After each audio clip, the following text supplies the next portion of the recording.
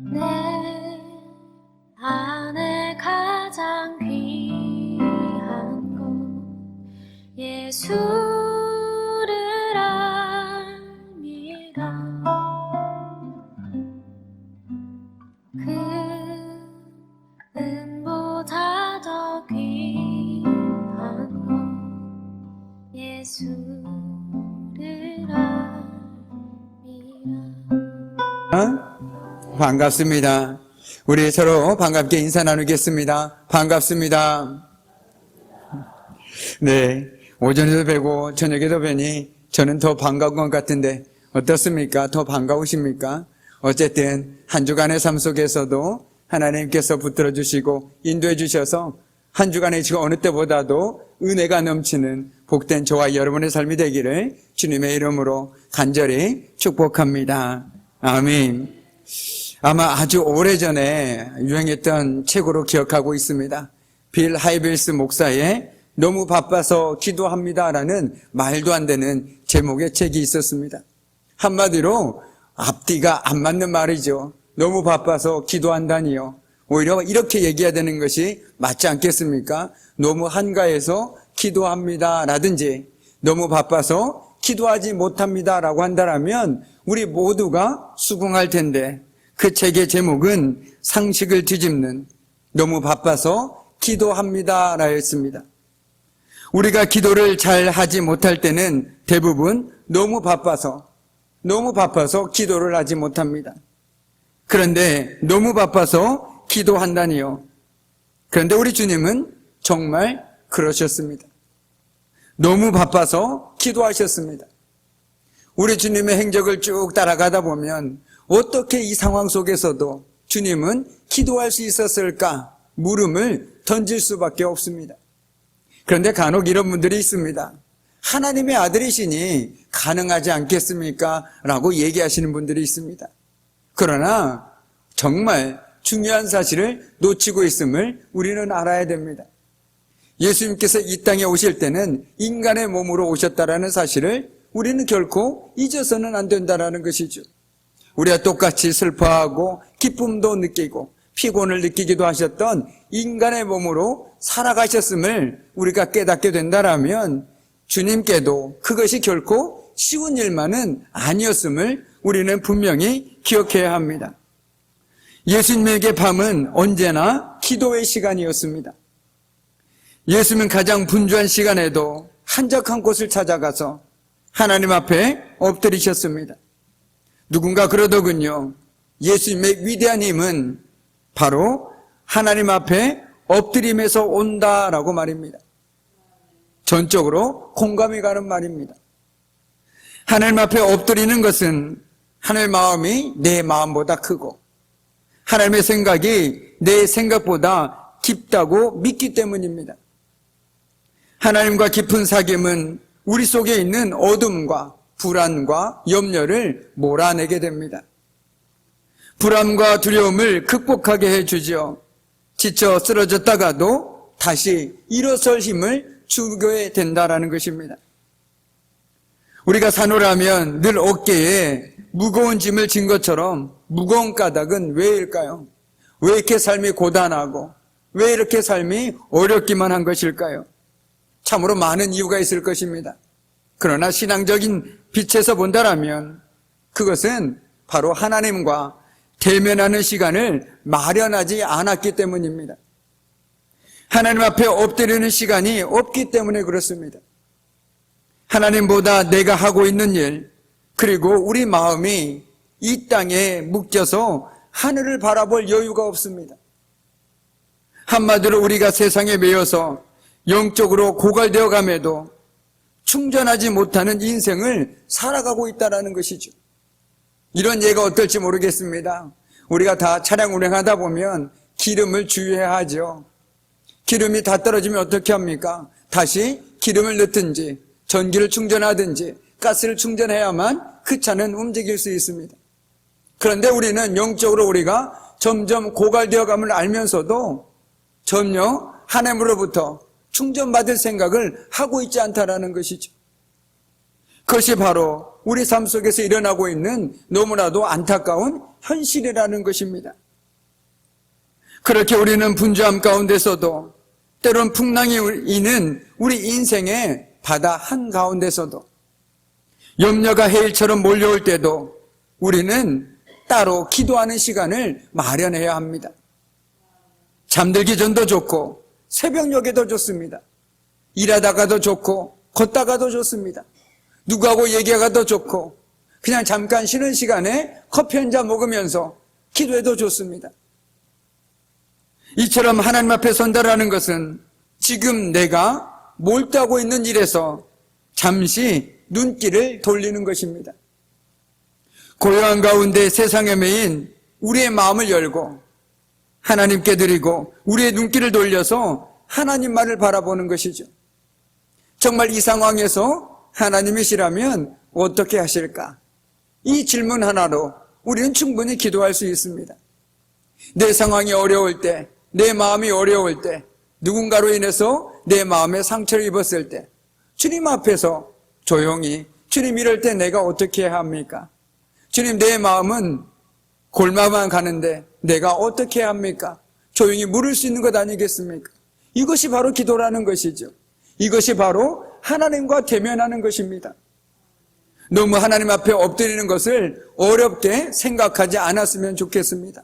물론 내가 시간이 되고 여유가 되어서 성전에 나와서 기도하면 얼마나 좋겠습니까?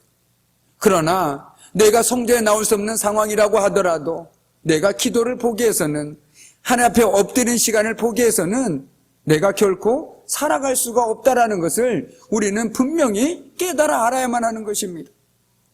그렇지 않다면 우리도 모르는 사이에 서서히 영적으로 죽음을 맞이할 수밖에 없습니다.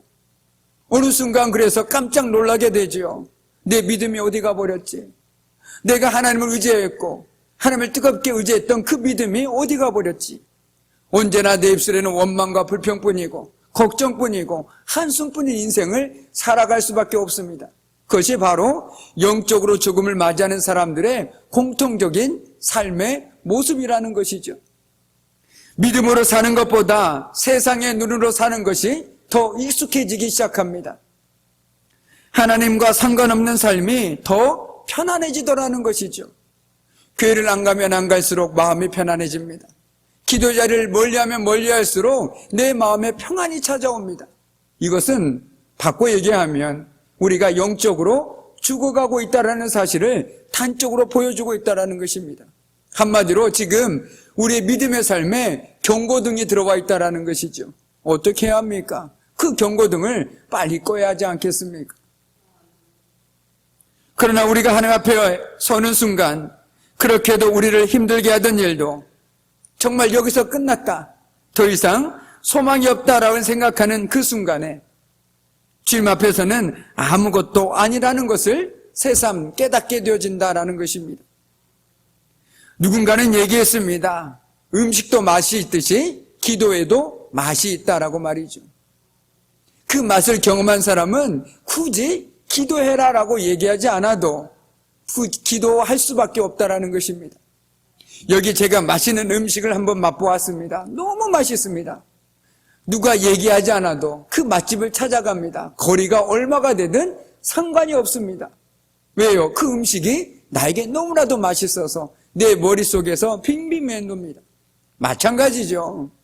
내가 기도의 맛을 경험한 사람이라면, 내가 기도했더니 하나님께서 내 기도에 응답해 주신 그 은혜를 경험해 본 분이라면 굳이 제가 여기서 기도해라, 기도해야만 한다, 하나님께 기도하는 시간을 가져야 한다라고 말하지 않더라도 그것은 나에게 당연한 것입니다. 내가 아침에 일어나서 씻고 먹고 자고 일하는 것처럼 당연한 것처럼 돼버린다라는 것이죠. 그러나 그 기도의 맛을 누리지 못한다라면 그것은 나에게 족쇄가 되어버립니다. 왜 그렇게 기도하라고 하는지, 나는 기도해도 모르겠고 내 삶은 기도하지 않아도 형통한데 왜 교회만 가면 기도하라는 것일까라고 의구심을 품게 된다는 것입니다. 그런데요, 정말 성경에 많은 사람도 마찬가지고 지금도 여전히 우리와 동일한 신앙생활을 하고 있는 믿음의 권석들도 마찬가지고, 하나님께서는 여전히 우리의 기도를 듣길 원하고 계시다라는 것이죠. 내가 아프면 주님 내가 아픕니다 라는 그 말을 듣길 원하고 계십니다.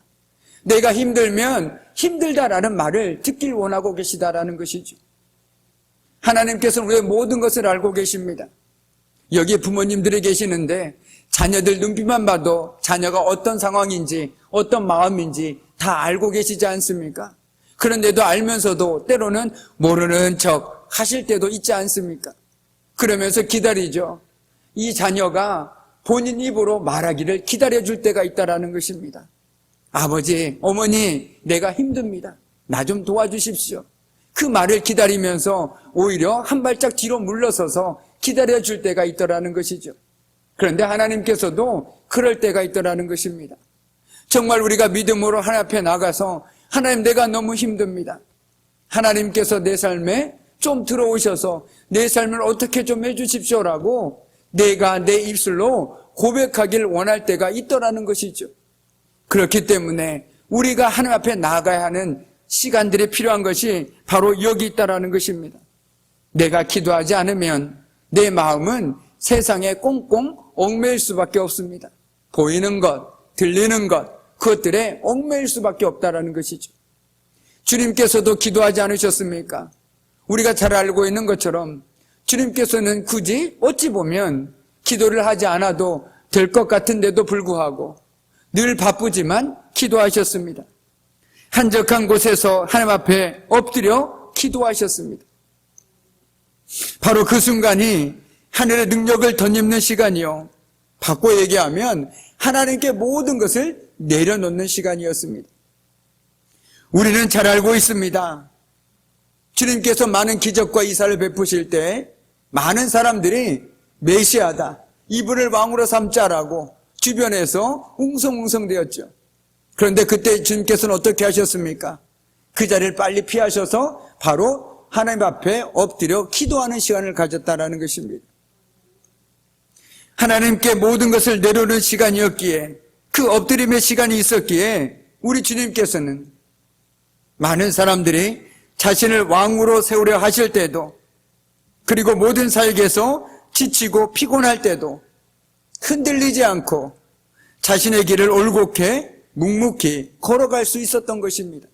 아, 내가 가야 할 길은 이 길이구나.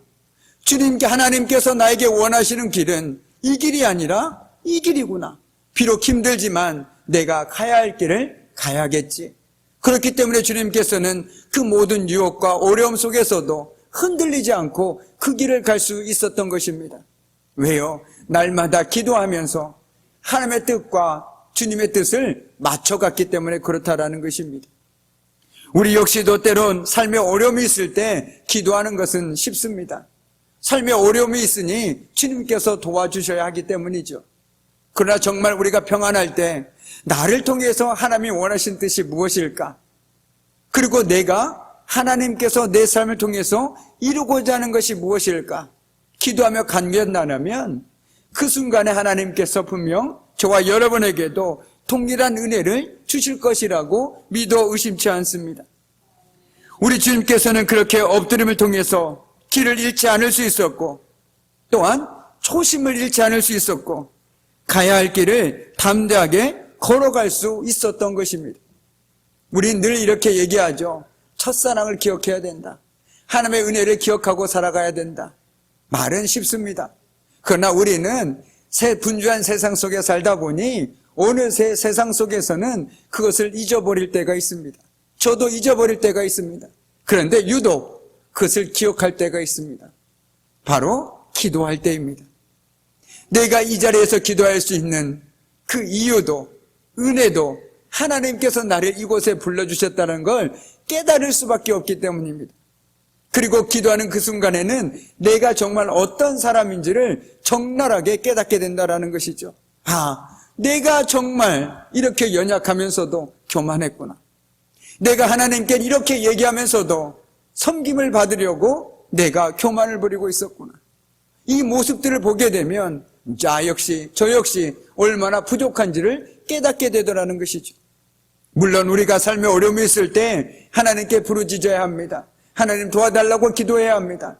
그러나 더 중요한 것은 기도를 통해서 내가 어떤 사람인지를 깨닫고 우리의 모습들이 하나님께서 기뻐하시는 모습으로 빚어져 가야 된다는 것이죠. 그래야만 우리의 삶이 변화가 되지 않겠습니까? 그래야만 정말 기도의 맛을 느낄 수 있지 않겠습니까? 우리 주님께서도 십자가의 길을 피하지 않고 순종함으로 나아갈 수 있던 원동력, 그것은 바로 하나님 앞에 엎드림에 있었습니다.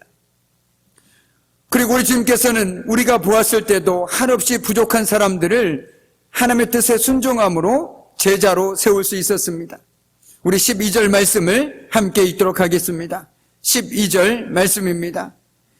이때에 예수께서 기도하시러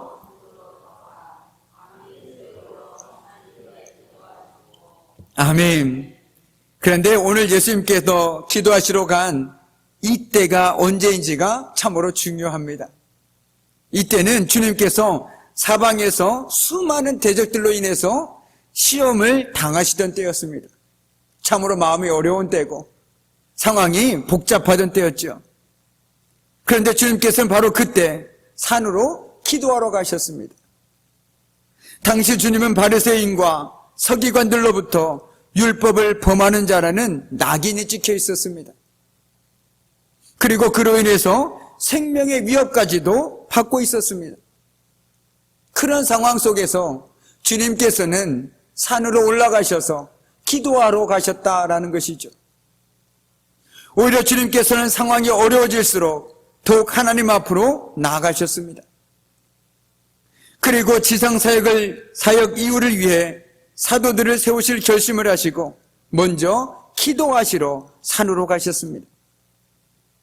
즉 주님께서는 세상의 반대가 거세어질수록 더욱더 하나님 앞에 가까이 나아갔습니다. 그리고 그 모든 역경을 이겨낼 힘을 하나님으로부터 얻어냈다라는 것을 우리는 오늘 말씀을 통해서 분명히 깨달아야 된다는 것입니다. 우리 또한 주님과 같이 인생의 길에서 여러 가지 고난과 시험을 당할 때가 있겠지요. 그럴 때 이를 단지 방해와 장애로 보면서 걱정과 근심, 좌절과 불안 속에서 주저앉아 있어서는 안 될 것입니다. 오히려 우리는 세상의 반대와 역경이 심해질수록 주님처럼 이를 하나님께로 인도하는 표지로 삼아야 한다는 것이죠. 주님께서 나로 하여금 기도하게 하시는구나. 그 고백으로 간다라면 상황이 어려울수록 우리는 주님 앞에 엎드려 기도하게 될 것입니다. 그리고 마치 찬송가 가사처럼 천부에 의지 없어서 내가 주님께 두 손 들고 나아갑니다. 라는 그 고백으로 주님 앞에 나아갈 수밖에 없습니다. 이처럼 하나님께서는 우리의 상황을 통해서 우리가 주님 앞에 나아가길 원하고 계십니다.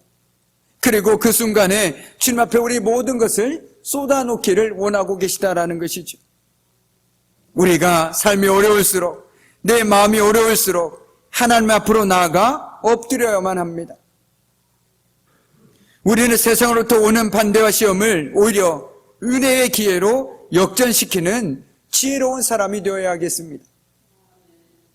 그리하여 그 모든 고난을 하나님께로 더 가까이 나아가는 지렛대로 삼아 더 큰 은혜를 체험하고 더 큰 역사를 일으키는 믿음의 사람들이 되기를 간절히 소망합니다. 아멘. 그런데 정말 중요한 것은 우리가 기도해야 한다는 걸 알죠. 기도한다. 우리가 삶에 어려움이 있을 때, 내 마음이 어려울 때 기도하는 거 당연합니다. 그런데 더 중요한 것은 오늘 예수님께서 밤이 맞도록 기도하신 후에 제자들 가운데 특별히 12를 택해서 사도로 세우셨습니다. 그런데 한번 우리 가만히 생각해 보시기 바랍니다. 오늘 12명의 이름을 쭉 한번 가만히 보십시오. 그들은 한결같이 평범하고 어찌 보면 문제가 많은 사람들이었습니다. 과연 사대 직분을 감당할 수 있을까라고 의심이 될 정도의 사람들이었습니다. 심지어 가룟 유다는 주님을 배반할 자라고 성경은 분명하게 기록하고 있습니다. 주님께서는 아셨습니다. 그럼에도 불구하고 그를 사도로 세우셨다라는 것이죠. 이처럼 주님께서는 기도를 끝내신 후 날이 밝자 지체 없이 받은 말씀대로 무리들 가운데서 12를 택하셨습니다. 그리고 그들을 사도로 삼으시고 그들과 모든 삶을 같이 하셨습니다. 다시 말하면 주님께서는 기도 후에 하나님께서 보여주신 뜻에 일체의 거부나 불평 없이 그대로 순종하는 결단의 모습을 보여주었다라는 것이죠. 그렇습니다. 모든 기도는 순종의 행위로 완성되어야 하는 것입니다. 그렇다면 오늘 우리의 모습은 과연 어떠합니까? 흔히 성도들 가운데는 밤새워 기도한다고 하면서 자기 생각만을 외치곤 합니다. 그리고 기도 후에 자기의 뜻과 어긋나면 거부하는 경우가 적지 않습니다. 이건 하나님의 뜻이 아닐 거야. 이건 내가 착각한 것일 거야. 그리고 내가 원하는 것이 나올 때까지 계속 마치 어린애가 떼를 부르듯이 그렇게 하나님 앞에 부르짖을 때가 많다라는 것이죠. 그뿐만 아니라 그처럼 열심히 기도하고서도 그 이후의 삶은 기도와는 완전히 무관하게 살아가는 사람도 많다라는 것입니다. 하지만 그처럼 기도와 그 후의 삶이 완전히 분리된 것은 기도가 아니라 단지 울리는 꽹과리요 소음에 불과하다는 사실을 우리는 분명히 알고 있어야 합니다. 그러므로 우리는 철저하게 기도와 그 후의 삶을 일치시키셨던 주님처럼 기도가 끝나면 받은 말씀을 그대로 순종하며 실천해야 한다는 것이죠. 주님께서 나에게 은혜를 주셨다라면 내가 정말 은혜를 받았다. 여기서 멈추어서는 안 된다는 것입니다. 그 받은 은혜를 내 삶 속에서 내 손과 발로 옮겨야만 진짜 은혜를 제대로 누리고 살아가는 사람이라는 것입니다. 하나님께서 내 마음에 감동을 주셨을 때 머뭇머뭇거리는 것이 아니라 오히려 그 나의 순종을 통해서 하나님께서 어떻게 역사하실지를 기대하면서 순종하는 삶을 살아야 하는 것이 바로 저와 여러분의 삶의 모습이어야 된다라는 것이죠. 제가 말씀드린 적이 있습니다. 저는 항상 새벽 기도할 때마다 기도하는 것 중에 꼭 하나가 있습니다. 주님, 오늘 제가 어떤 성도님들을 찾아뵈야 할까요? 주님, 오늘 누구를 만나야 할까요? 하나님께 기도합니다. 그러면 때로는 하나님께서 나에게 어떤 사람을 떠올려 줄 때가 있습니다. 그러면 저는 주체하지 않고 그분을 찾아뵙니다. 그러면 꼭 그분을 찾아뵈야 할 이유가 있더라고요. 이처럼 하나님께서 우리에게 마음으로 감동을 주실 때, 누군가를 생각나게 해주실 때, 특별히 우리가 기도할 때 누군가를 생각나게 해주신다라면 지체하지 마십시오. 그리고 하나님께서 그 사람을 떠올려 주신 분명한 이유가 있을 것입니다. 다음에 가보면 되지. 우리에게 다음은 없습니다. 하나님께서 나에게 그 사람을 떠올려 주었다라면 그 사람을 위해서 기도를 하든지 그 사람을 위해서 무엇인가를 해야 하는 것이 바로 저와 여러분의 삶의 모습이어야 될 것입니다. 이처럼 기도는 순종이 동반되어야 합니다. 기도를 했다라면 내가 그 기도한 것대로 또한 살아가야 할 모습도 반드시 필요하다라는 것이죠. 이것이 바로 오늘 말씀 속에서 우리 주님께서 우리들에게 들려주시고자 하는 분명한 말씀이라고 저는 생각합니다. 우리 믿음의 사람들은 누구나 기도해야 함을 잘 알고 있습니다. 그러나 더 중요한 것은 기도한 후에 하나님께서 나에게 깨닫게 해주실 때 나의 순종하는 삶을 보여주어 함도 우리는 결코 잊어서는 안 될 것입니다. 오늘 말씀은 밤새도록 기도하신 후에 제자를 세우신 예수에 대한 말씀이 담겨 있죠. 하나님의 아들이심에도 불구하고 기도하신 후에 제자를 세우신 우리 주님처럼 우리도 주님을 본받아서 기도한 후에 모든 일을 진행하는 믿음을 갖게 되어야 할 것입니다. 기도가 먼저입니다. 우리가 무슨 일을 하든 기도가 항상 앞서야 된다는 것이죠. 그리고 순종으로 기도를 완성하고 기도로서 순종할 힘을 얻는 저와 여러분이 되기를 주님의 이름으로 이 시간 간절히 축복합니다. 아멘. 기도하겠습니다. 참으로 고마우신 아버지 하나님, 우리는 때로 너무 바빠서 기도하지 못한다라고 얘기할 때가 있습니다. 그러나 정말 우리가 삶을 되돌아볼 때 우리가 기도하지 못할 상황은 없음을 이 시간 겸허히 고백하게 됩니다. 하나님께서 허락하신 매일매일의 삶 속에서, 하나님께서 허락하신 삶의 현장에서 우리가 주님께 기도하고 또한 순종함을 통해서 우리의 믿음의 삶을 통해서 하나님께 영광을 돌리며 하나님의 은혜를 살아가는 우리 귀한 성도들의 삶이 되어줄 수 있도록 하나님 복의 복을 더하여 주옵소서. 감사드리오며 예수님의 이름으로 간절히 기도드립니다. 아멘. 우리 다 함께 찬송가 337장 함께 찬송하겠습니다.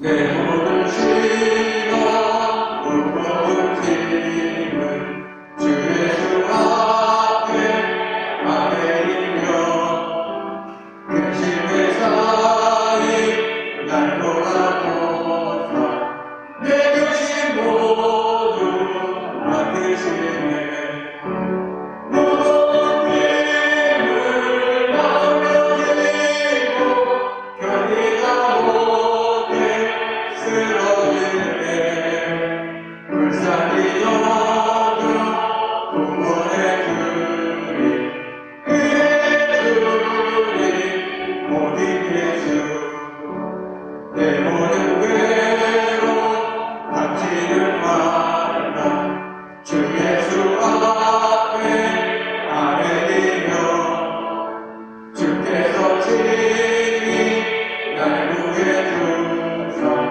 넓으신 사랑 베푸시네 무거운 짐을 나눠지고 견디다 못해 쓰러질 때 불쌍히 여겨 구원해 주리 그의 주리 모든 예수 내 짐이 점점 무거워지네 주 예수 앞에 아뢰이며 주께서 친히 날 구해주사 내 대신 짐을 져주시네 무거운 짐을 나눠지고 견디다 못해 쓰러질 때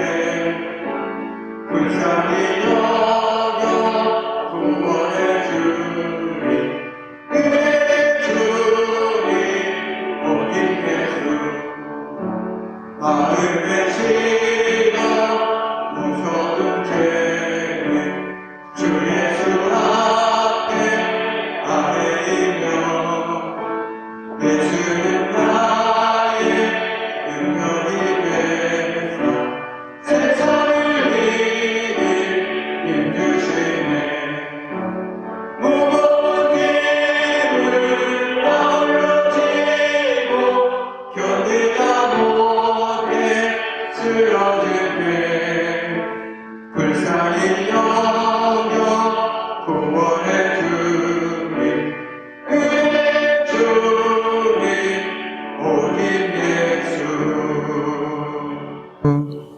아멘. 기도하겠습니다. 이제는 우리 주 예수 그리스도의 은혜와 아버지 하나님의 말할 수 없는 사랑하심과 주님의 사귐과 임재와 다스리심이 어떤 상황 속에서도 주님 앞에 엎드려 기도함을 통해서 하나님의 뜻을 구하고 또한 그 뜻 가운데 순종하는 삶을 살아가기를 결단하는 우리 귀한 성도들의 삶과 그들의 가정과 일터와 사업장 위에 이제부터 영원토록 함께 하시기를 간절히 축원하옵나이다. 아멘.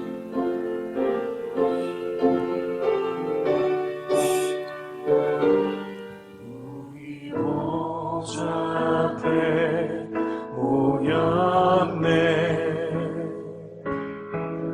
함께 주를 찬양하며